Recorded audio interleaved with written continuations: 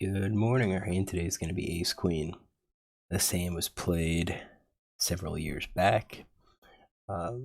Going back because he had an opportunity to raise a C-bet and gives me a chance to review additional hands. So in this hand, under the gun player open raises 3.5 big blinds, and it's to me. This player is playing 30-12. His raise first in stat from early position is 13%, 10 out of 79. Mid position stat is 14%, so 13-14% is probably about right for the raise first in. He does the limp a little bit, limp about 8%, so we kind of have to recognize that. So our 13% looks something like this. I think what probably we'll do is add a few more of those pocket pairs. I'm not sure if he does, if he doesn't include some of these mid-suited aces here. We'll see. It's been a while, but that's 13%. So it folds to me, and I have a decision. What do? I call a raise. So right now we're playing something like this. So button versus early position. I don't think he is too loose or too crazy. So I think just standard raise. We've got 3-bet is like queens plus ace queen, so this hand qualifies for a 3-bet. The calling range are these small pocket pairs, and it's not really even a call, it's 3-bet or call. So note that fold to 3-bet stat 0 out of 6. I think if I would be raising this, or 3-betting this bet, what I would probably do was look at 3-betting maybe with like jacks and 10s first, maybe adding in ace jack suited, maybe king queen suited, just to see what he does. If I see that he is not folding, then I would probably keep these in our calling range, because it means that he's, well, no, I take that back. I would probably add in like jacks and 10s and probably ace jack and king queen and queen jack into my 3-betting range, expand my 3-betting range, because if he's going to be this wide and he doesn't give up any of these hands, hey, we want to continue with solid hands here, and I think jacks, 10s, ace jack, king queen are all really good hands to go up against this range. If we 3-bet and he 4-bets, we could probably just let it go. But I think that's kind of what we're doing. So this qualifies as a 3-bet. As played, I didn't. So I'm going to go back. This was before I was playing.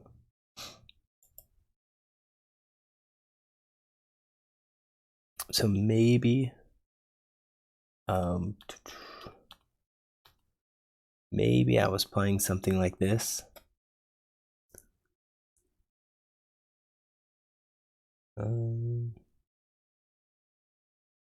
It's possible I was playing something like this. I honestly don't know what I was playing. But this is our calling range. And maybe I looked at it and said he's not folding. So maybe I was playing something like this. And it's possible I was doing like ace jack too. I don't like it. What we're going to do is just stick with the calling range. I called. Let's stick with this and go with it. Big blind calls here. Big blind, when we look at him, pre-flop, he calls 2-bets, 27%. He's playing 21%, 21-7 from the big blind. Overall, he's playing 34-13. I think he's going to be somewhat loose. He didn't raise. So that was also something. He's got a 1% 3-bet stat, which is really tight. So yeah, he hasn't 3-bet at all.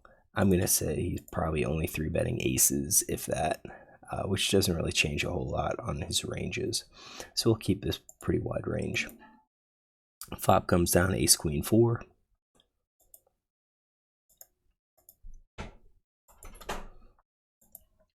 And villain 3 checks, no big surprise. Villain 4 bets, and bets 10. So almost pot size bet here. What does villain 4 have? With that size, I'm thinking he has top pair here. I don't think he has kings. I think he has top pair, maybe 2-pair set. You know, a set's going to be hard with aces and queens because I have an ace and a queen, which means there's one more combo left in that deck. So I think he's 2-pair plus. I don't even think it's flush draw. I mean, maybe he's got flush draw as part of 2-pair. So, or if he has like ace king, well, no, because I have the ace club. So yeah, we know that ace clubs isn't out there, and we know the backdoor flush draw isn't out there. So yeah, no, I don't think he has any of that. So top pair plus, I think that is his entire hand range. He bet big. So now it's on us. What do we do? I think this qualifies as a check raise. I think it's going to be hard for villain to get away with any of his hands, and the only hand we're really kind of worried about is that set. I called, which I don't like. So let's go through this. I think we're multi-way, so we can't really utilize our full raise opportunity or raise c-bet opportunity range. And the reason we can't do that is because we don't know about villain. We don't know about that big blind, what big blind's going to do. Now, I would say is he's already raised. He's already representing an ace, so it's less likely that villain 3 has an ace. And we have the ace of clubs, so we know ace of clubs isn't out there. So I'm going to say that we probably don't really need to worry about that button. He's probably just going to be folding. So I think if we raise, we're raising sets in 2-pair. Top pair is going to be hard. So this is kind of one of these, I think in position, we're probably raising hands that are vulnerable, but I don't think this is going to be a hand that we should worry about it.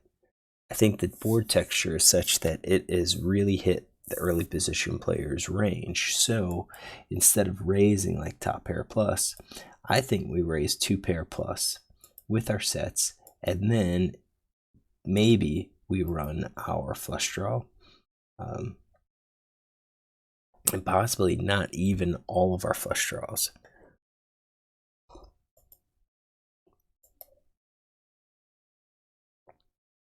I think those are good. We got backdoor,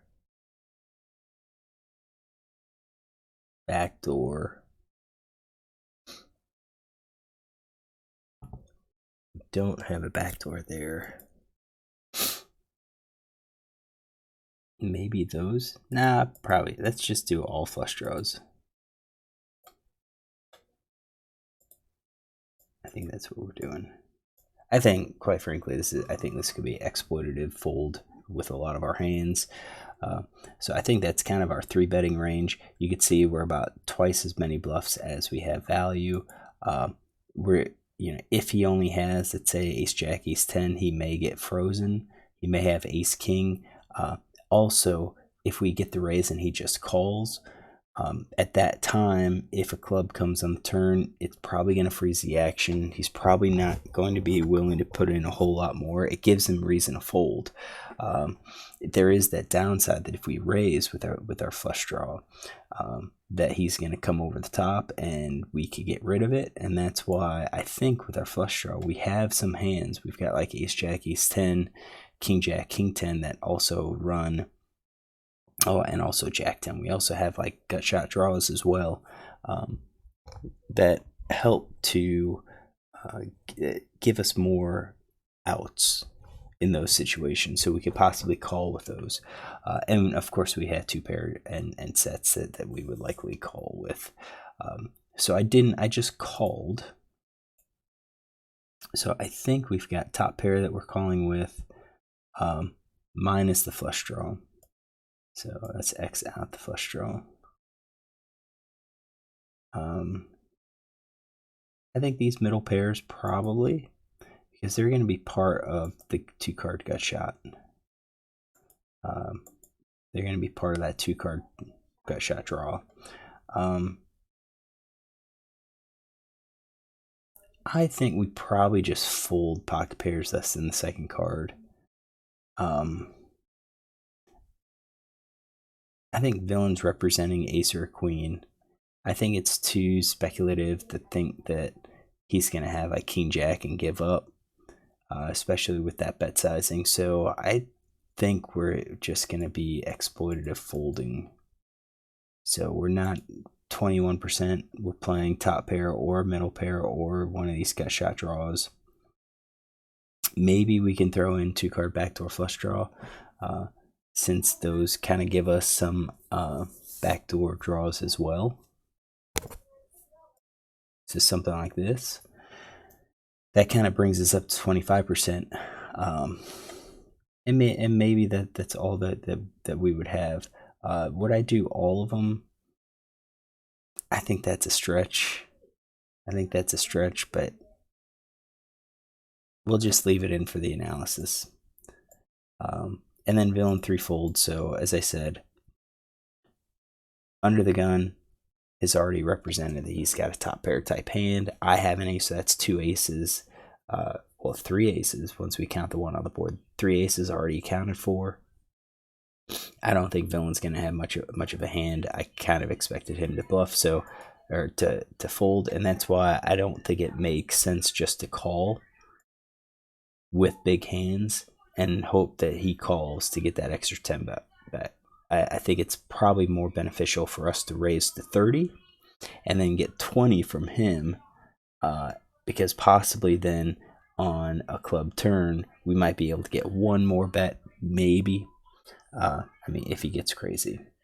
All right, so we see a turn ace of diamonds, so that actually cuts into his range quite a bit, because we said top pair, 2 pair. There's only one ace out there left, and he checks. So it's one of those things where he bet big and then he checks. Maybe we had our flop c-betting range off. Maybe he doesn't have it, or he's kind of slow playing. So maybe it is he's checking everything because now he hit 3 of a kind and he thinks that it's going to be hard for us to do anything. I kind of expect, though, with that club draw out there, that he would bet something. So maybe maybe he's dealing with full house here, ace queen, maybe ace 4.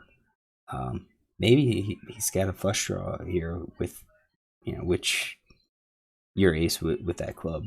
So we'll just say he checks 100% of the hands. I think we kind of blew our shot. I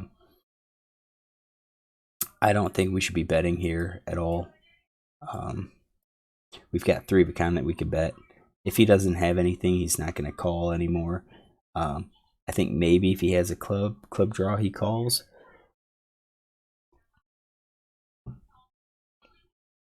Our kicker has issues. If we have ace 10, I kind of think villain's going to have ace jack or ace king.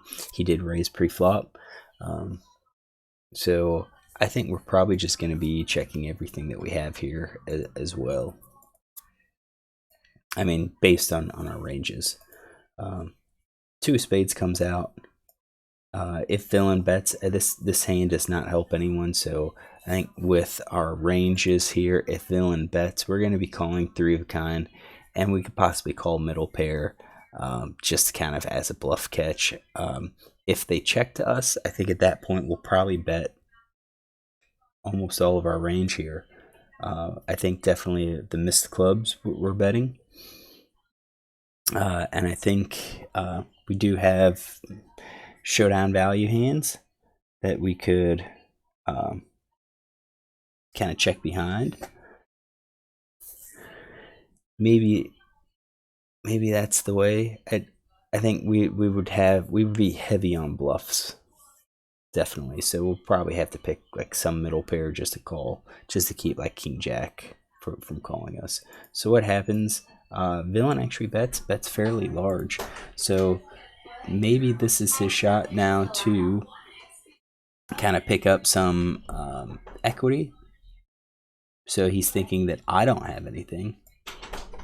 So he's hoping to get some money with 3 of a kind.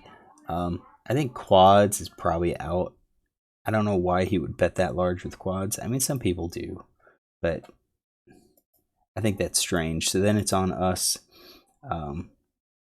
And versus that bet size, I think the only hand we can call is 3 of a kind. That's about the only hand that we can call. I don't think we could raise. So you can see how, as played, and with our current ranges, I think we've kind of, I think personally we misplayed it. We've got these other hands. I think easily we'd only call with the ace. Middle pair, he's demonstrated that we're solid. We could have bet that middle pair, and probably that would have been the play on the turn. So what do? I did call. I mean, I have to. I've got full house here, right? So we see the board. He shows 9-6, which is not in his range. I mean, when we look at this, definitely he does not have 9-6. So we didn't get this hand, but we didn't even have his starting range. This is just a crazy. I wonder if this player, there's, from what I remember, from some of these older games. And I don't see it much here in the current day games, but you'd have players that were playing somewhat tight, but you could almost guarantee that they were going to raise under the gun. It's almost like they took advantage of the fact that most people put them on a super strong range if they were under the gun. So this could have been one of those players that was much more likely to raise under the gun. Obviously, their stats don't really play that out, right? 13%, 14%, but you know why he did that? Who knows? Now, how would I rate my play? I don't think my play was very good. I think this should have been a 3-bet pre-flop. I think it's 3-bet pre-flop. If he calls, if button calls, they're going to check to us, and then I think with this hand, with this 2-pair and having the ace of clubs, I think we could probably check behind. I think it's, we hit so much of the board, we block so much of it, and we have the ace of clubs that I'm not as scared of a flush draw that's out there. So, players can easily call ace-x with the clubs. So I think today, 3-bet, check behind on the turn. If someone leads, or check behind on the flop, if someone leads the turn, I think we probably just call. And then on the river, we need to get a bet in. So if someone bets, we raise. If everyone checks us, we bet. I think that would be the way to play it. If someone donks into us, I think we have a hand where we probably need to raise. But it's going to be a mixed strategy at that point. I think sometimes we raise, sometimes we call. I think it just kind of comes down to the player. If we have a player that's donking at like 20%, then I think we probably go ahead and raise, because he's donking with such a high frequency that he could have anything, and this could be the time where he has like a queen king, and it's going to be calling that raise. If it's a player that's only donking less than 10% of the time, chances are he has an ace with a little kicker. If we raise, he might just dump the hand. Whereas if we just call, that could entice him to call a turn and possibly a river bet to see the showdown. All right, hopefully you enjoy this hand. This is an old one. Not like how I played it, but it is what it is. All right, hopefully you enjoy this. If you do, look tomorrow for another.